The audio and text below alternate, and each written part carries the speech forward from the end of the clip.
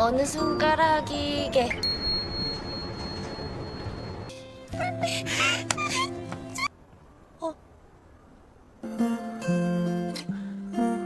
못 들어 나한테 대입하고. 생각하지 마. 앞으로 나 엄청 따뜻해.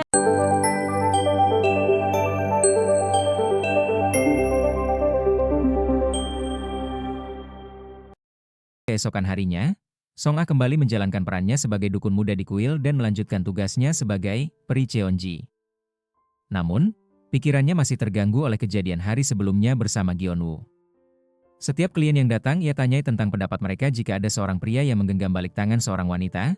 Ia bertanya-tanya apakah itu bisa menjadi tanda adanya ketertarikan. Sementara itu, Gyeonwoo terlihat sedang berlatih panahan.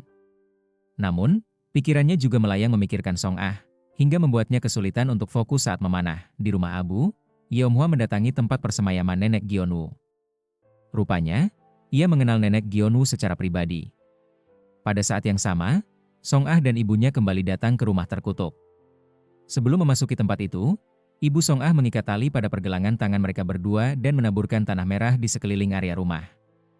Ia menyampaikan bahwa tujuan mereka ke sana bukanlah untuk meminta bantuan roh, meskipun terlihat sedikit gugup saat harus berhadapan kembali dengan kekuatan roh yang berada di dalamnya. Ia juga berdalih bahwa ia yakin akan berhasil dalam ritual berikutnya. Saat berbicara dengan ibunya, Song Ah dengan penuh semangat menyampaikan bahwa ia sudah menjaga Gyeonwoo selama 13 hari dan hanya tersisa 8 hari lagi. Ibunya hanya tersenyum melihat antusiasme putrinya dalam memperjuangkan cinta pertamanya. Ia kemudian memberikan pesan kepada Song Ah agar menghindari pertarungan yang tidak bisa dimenangkan, dan jika perlu, tidak ragu untuk berbohong. Meskipun begitu, Song Ah belum sepenuhnya memahami maksud nasihat tersebut. Di waktu yang sama, beberapa konten creator terlihat sedang membuat siaran langsung di sekitar rumah terkutuk. Mereka akhirnya bertemu dengan Song Ah dan ibunya. Ibu Song Ah menyuruh mereka untuk segera pergi. Namun kedua pemuda itu malah menantang sambil terus merekam. Song Ah pun sengaja memperlihatkan pedang milik ibunya, hingga membuat kedua konten creator tersebut ketakutan dan kabur. Namun tanpa sepengetahuan Song Ah dan ibunya, dua orang tersebut ternyata kembali masuk diam-diam ke rumah terkutuk untuk melanjutkan siaran mereka. Salah satu dari mereka menemukan sebuah cincin di dalam rumah, yang kemudian menyebabkan suasana berubah menjadi mencekam. Tak lama kemudian, salah satu dari mereka kerasukan roh jahat.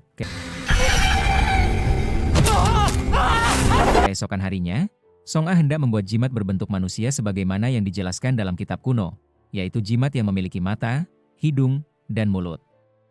Ia menemukan sebuah pelembab bibir miliknya yang dirasa sesuai untuk dijadikan jimat tersebut.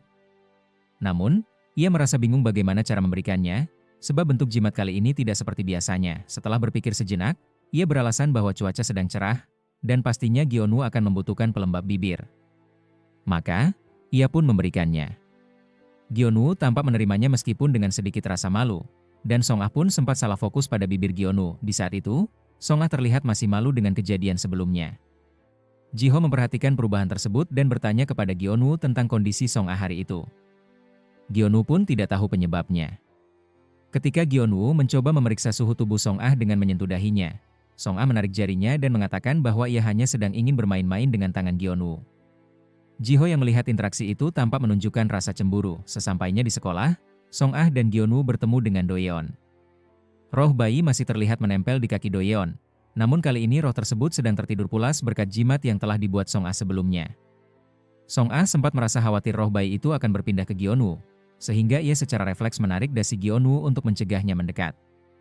Gyeonwoo tampak tidak terganggu, bahkan justru terlihat senang. Sementara itu, Jiho merasa bingung melihat perubahan sikap Gyeonwoo terhadap Song Ah. Saat waktu makan siang tiba, Gyeonwoo dan Jiho sudah terlebih dahulu menunggu kedatangan Song Ah. Ketika Song Ah datang, ia langsung duduk di sebelah Gyeonwoo, bukan di sebelah Jiho seperti biasanya. Hal itu membuat Jiho kesal, hingga ia menegur Song Ah dan memintanya untuk pindah tempat duduk. Namun sebelum sempat pindah, ketua kelompok tiba-tiba datang dan duduk di sebelah Jiho, sedangkan Doyeon mengambil tempat di samping Song Ah. Ketika mereka hendak mulai makan, tim disiplin sekolah datang dan meminta para siswa yang duduk di meja seberang mereka untuk pindah tempat.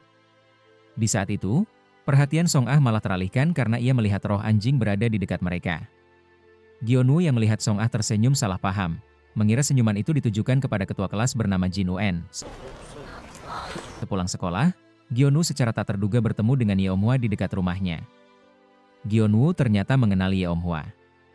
Dalam pertemuan itu, Yeomhwa mempertanyakan tentang jimat yang digunakan Gyeonwoo dan merasa bingung mengapa jimat tersebut ditulis di atas foto-foto keluarganya.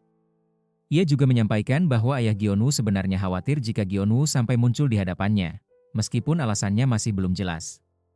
Lalu, secara tiba-tiba, Yeomhwa menaburkan garam ke tubuh Gyeonwoo. Sementara itu, dua siswa yang dikenal sebagai penyebar gosip di sekolah sedang membicarakan video viral mengenai rumah hantu yang sempat dikunjungi oleh para konten creator.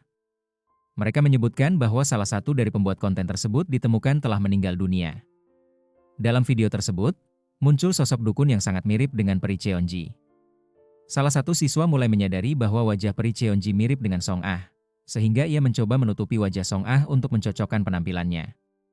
Ketika diyakini bahwa keduanya memang orang yang sama, kelas pun menjadi heboh. Tidak lama setelah itu, Jiho dan Gyeonwoo datang. Gyeonwoo terlihat marah pada siswa yang menuduh Song Ah. Kemungkinan karena siswa itu juga pernah menyebarkan rumor bahwa Gyeonwoo adalah pelaku kebakaran. Gyeonwoo bahkan nyaris melayangkan pukulan karena tidak terima Song Ah difitnah.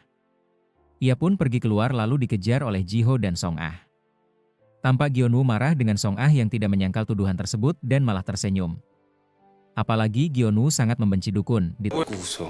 내가 싫은 건 아닐 거야, 그치? tempat lain, ibu Song Ah berada di depan rumah terkutuk. Ia mengetahui bahwa pihak kepolisian telah menemukan jenazah di dalam rumah tersebut.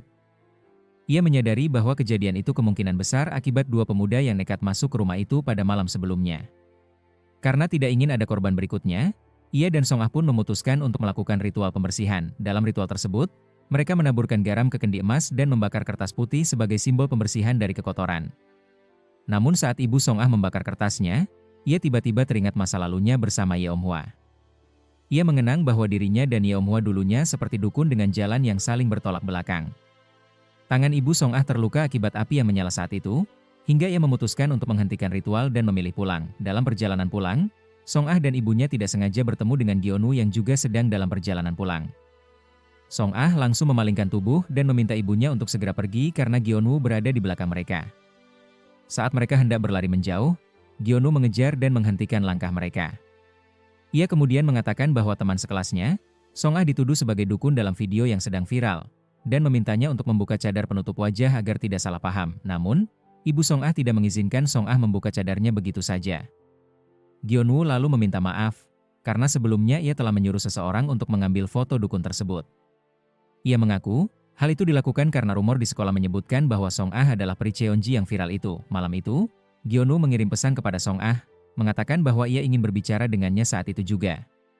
Song Ah yang sedang berada di luar langsung bergegas hendak pulang, namun ia khawatir tidak akan sempat menemui Gyeonwoo tepat waktu. Ketika mereka melewati sebuah toko pakaian, keduanya memutuskan untuk mampir dan membeli baju baru.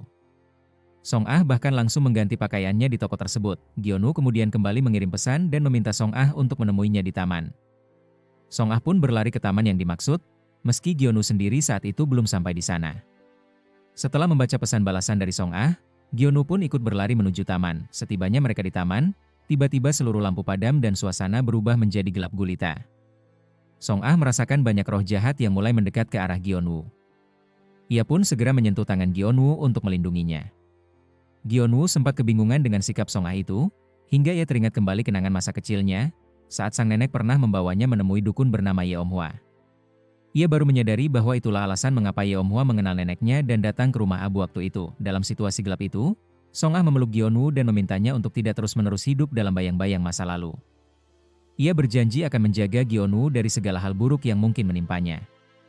Gyeonwoo pun membalas pelukan itu. Saat mereka saling berpelukan, lampu-lampu taman tiba-tiba menyala kembali, seolah energi baik telah muncul di antara mereka. Namun setelah sadar bahwa mereka sedang saling berpelukan, keduanya menjadi canggung dan malu.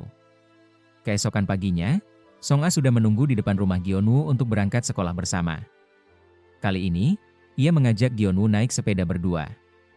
Jiho yang juga ingin berangkat bersama mereka tampak terlambat, karena Song Ah dan Gyeonwoo sudah lebih dulu berangkat. Sesampainya di sekolah, Song Ah mengajarkan Gyeonwoo cara melompati pagar belakang sekolah, sebuah kebiasaan buruk yang biasa ia lakukan jika datang terlambat. Di sisi lain, ibu Song Ah mendatangi kuil tempat Master Bunga berada. Ia bertanya soal rencana yang mungkin sedang dirancang oleh Yeomhwa. Master Bunga kemudian menghubungi Yeomhwa lewat telepon, namun Yeomhwa meminta agar mereka tidak ikut campur urusannya, karena saat itu ia sedang berada di rumah terkutuk. Sore harinya, setelah pulang sekolah, Song Ah pergi sendirian untuk mempersiapkan ritual di rumah tersebut. Ia membawa sebuah lampion besar seorang diri. Setibanya di sana, ia mendapati bahwa Yeomhwa sudah lebih dulu berada di dalam dan sedang melakukan ritual pemanggilan roh-roh jahat. Saat Song Ah meletakkan lampionnya dalam kondisi napas yang masih terengah-engah, Yeomhwa keluar dan menemuinya. Ia mengaku sebagai dukun yang dipanggil oleh Bibi Song. Ketika Song Ah hendak masuk ke dalam rumah, Yeomhwa berdalih bahwa ia ingin memeriksa perlengkapan ritual terlebih dahulu. Di tempat lain, Gyeonu menerima tantangan dari pelatih klub panahan. Untuk membuktikan kesungguhannya bergabung, ia diminta berjalan ke rumah terkutuk yang sedang viral, lalu kembali ke lapangan.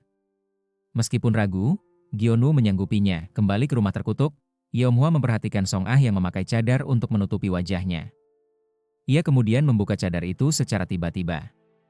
Song Ah merasa tidak nyaman dan meminta cadarnya kembali, tetapi Yeomhwa memintanya menari terlebih dahulu. Akhirnya, Song Ah menyetujui permintaan itu dan mulai menari bersama lampion. Pada saat bersamaan, Gyeonu sedang berjalan menuju rumah angker itu. Dalam perjalanannya, ia terus memikirkan Song Ah yang telah berjanji akan mendampinginya. Dan hal itu membuatnya merasa tidak takut lagi. Saat Song Ah sedang menari dengan penuh semangat dan terlarut dalam gerakan, Gyeonu tiba di lokasi dan tanpa sengaja melihatnya. Ia terkejut saat melihat Song Ah mengenakan pakaian dukun dan tidak memakai cadar. Gyeonu terdiam, tidak menyangka bahwa sosok Song Ah ternyata adalah peri Cheonji, dukun yang selama ini viral dan menjadi perbincangan banyak orang.